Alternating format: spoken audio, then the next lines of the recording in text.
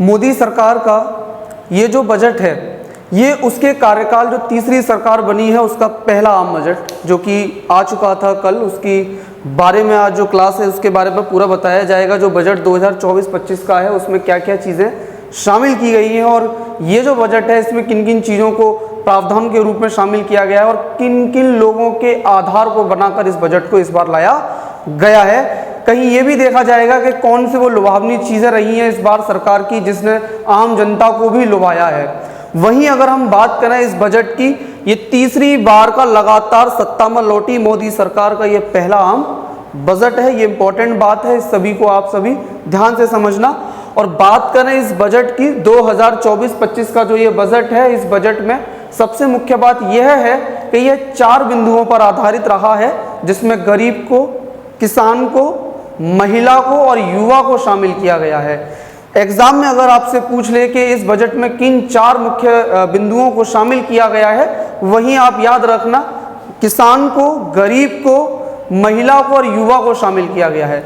आगे अब आप देखेंगे जो बजट 24-25 का है उसमें वर्ष 2047 तक, देखिए ये जो बजट मोदी सरकार लेकर आई है उससे पूर्व जो 10 बजट आए हैं और इस तीसरी बार की सरकार का जो पहला बजट है, इस बजट में 2047 तक जो भारत की वर्तमान वित्त मंत्री हैं जिनका नाम है निर्मला सीतारमण, उन्होंने ये कहा है कि जो भारत है वो 2047 तक विकसित देश यानी कि विकसित राष्ट्र बन जाएगा।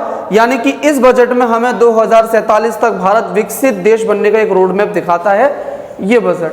याद रखना भारत कब तक विकसित राष्ट्र बन जाएगा, तो वो है सन 2047 तक। बात करें इस बजट की तो ये बजट कितने लाख करोड़ का है, ये बजट है 48.21 लाख करोड़ रुपए का बजट इस बार पेश किया गया है 2024-25 का। वही बात करें देश के प्रधानमंत्री श्री नरेंद्र मोदी ने इसमें कुछ बात भी कही है, जैसे ये नीतिगत निरंतरता, सुधार का संकल्प और नए अवसरों का सृजन जैसे मुख्य बातों को इसमें समावेशित करते हुए इस बजट में बताया है। वहीं अगर हम देखें सुशिक्षित समाज के लिए, देखिए ये जो बजट है इसमें किन किन चीज़ों को शामिल करते हुए उस पर कितना खर्च हो रहा है, कितने लाख करोड़ खर्च हो रहे हैं, एग्जाम में ये भी आ सकता है। कौन कौन सी नई मुख्य चीज़ें शामिल की गई ये भी बताया जाएगा। वहीं अगर हम देखें सुशिक्षित समाज, इससे ये साबित हो रहा है कि जो 2024-25 का जो बजट है उसमें समाज यानी कि शिक्षा के लिए और समाज में रोजगार के लिए, कौशल विकास के लिए क्या क्या प्रावधान लाए गए हैं। वहीं अगर देखें सुशिक्षित समाज के लिए शिक्षा, रोजगार, कौशल विकास के लिए 1.48 लाख करोड़ यानी कि 1.48 लाख करोड़ रुपए का प्रावधान किया गया है। वहीं 500 कंपनियों में 1 करोड़ युवाओं को इंटर्नशिप का मौका मिलेगा।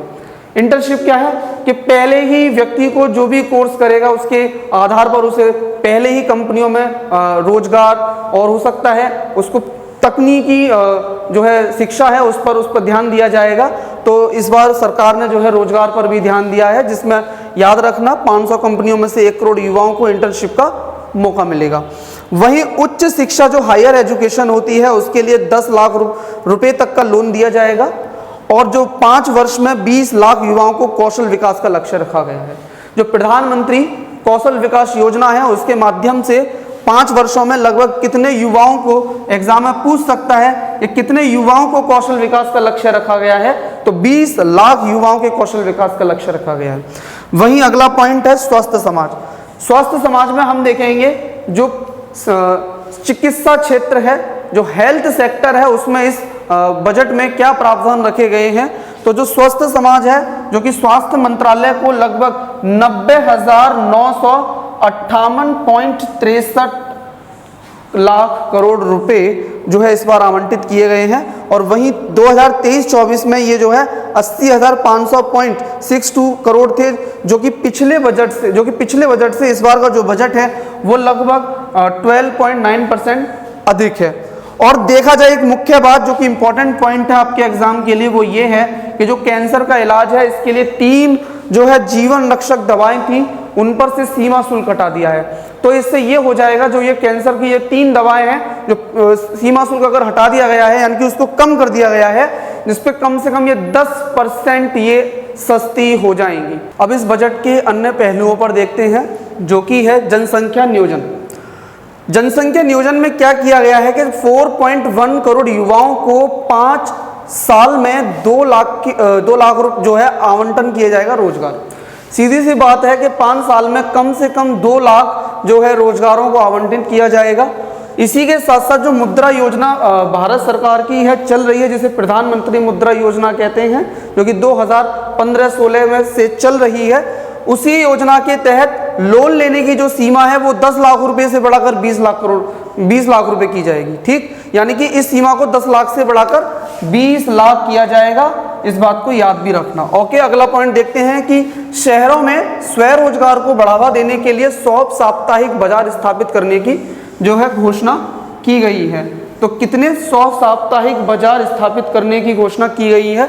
वहीं नारी सशक्तिकरण की बात करें, महिला की सशक्तिकरण की बात करें, क्योंकि ये जो बजट है वो किसान, युवा, महिला और गरीब, मैं फिर से बता रहा हूं, इन पर आधारित है।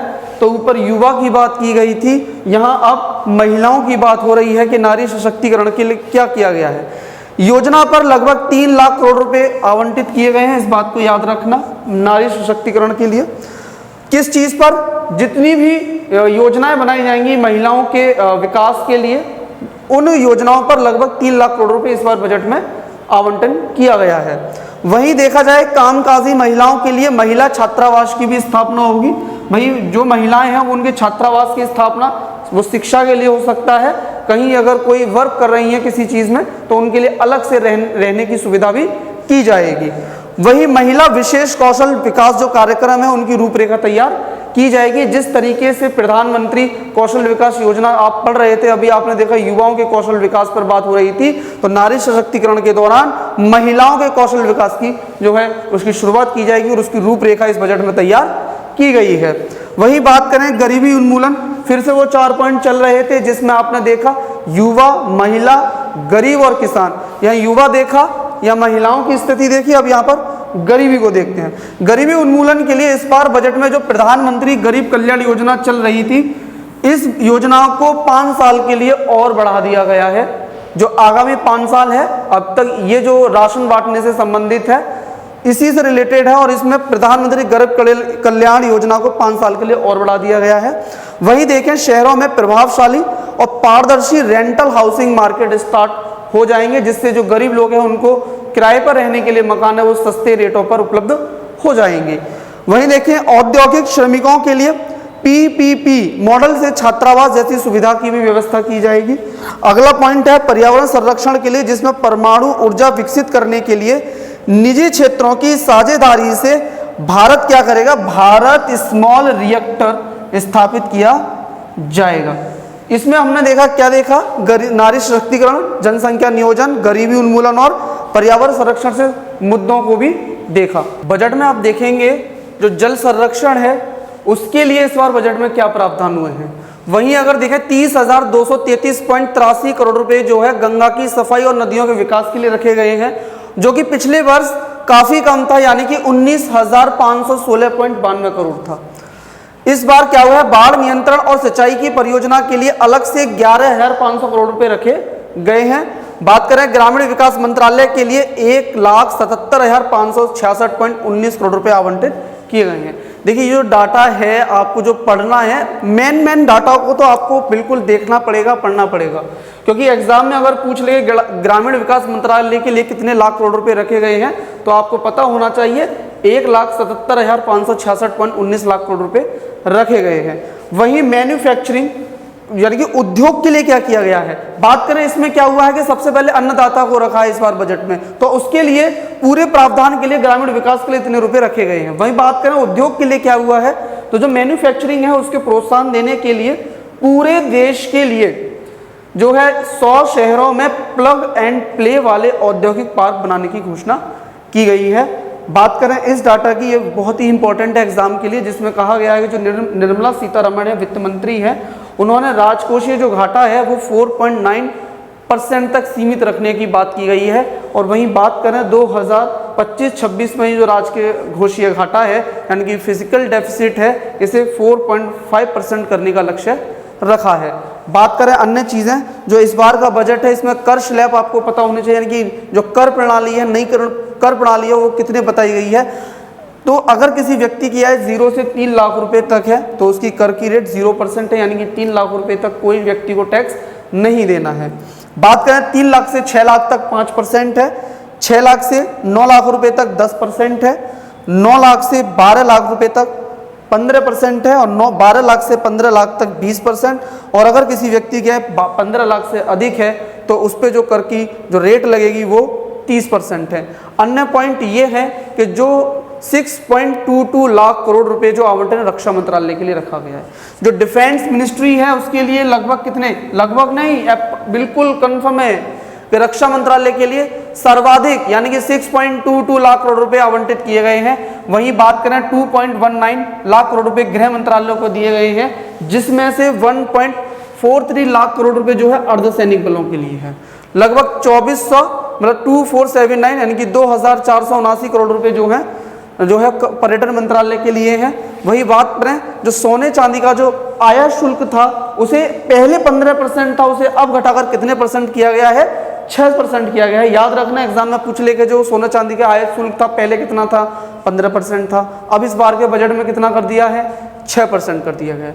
अब देखते हैं इस बार के बजट में क्या क्या चीज सस्ती हुई, क्या क्या चीज महंगी हुई है। सस्ती की बात करें फोन और चार्जर है, चिकित्सा उपकरण है, चमड़े के सामान है, एक्सरे ट्यूब है, प्राकृतिक ग्रेफाइट है, और प्राकृतिक जो है कुछ प्राकृतिक चीजें जो भी हैं उन पर भी जो है रेट जो है सस्ते हुए हैं। वही महंगी चीजों की बात करें पीवीसी फ्लेक्स है, गार्डन अम्ब्रेला है, प्रयोगशाला रसायन है, सोलर सेल या सौर मॉड्यूल है, और दूर संचार उपकरण है।